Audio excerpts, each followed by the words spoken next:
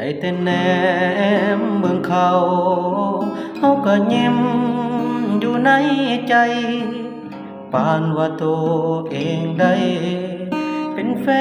นเขาเอื้อมบ่ถึงเขาเป็นดาวอยู่เทิงฟ้าคนผู้ให้น้อยวาสนาบ่มีสิทธิ์ไปขอขอ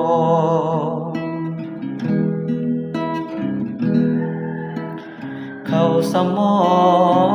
งคิดว่าเจ้าของสำคัญได้แต่แนมเดียวเบิ่งดวงจันทร์อยู่เทิงฟ้าวาสนาของกาดำมันต้อยต่ำสมคำเขาว่า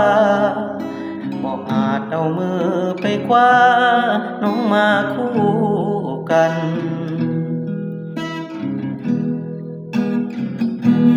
แอบมาเขาได้แต่เว้าให้ผู้อื่นฟังใจเพ่พังทั้งที่ยังบ่ได้เป็นคู่สิอดกันหัวใจสิทนเจ็บบ่ให้ไผหู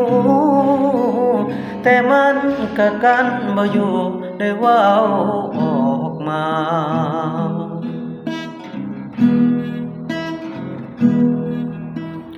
บอกเจ้าของว่าเฮาบ่แม่นคนสำคัญบ่ได้เฮ็ดบุญร่วมกันแต่ศาสตร์ปางก่อนวาสนาของกาดำมันบ่คู่ควรวงทอง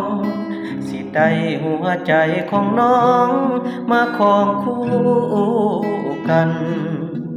วาสนาของกาดำมันบ่คู่ควรหงทองสิได้หัวใจของน้อง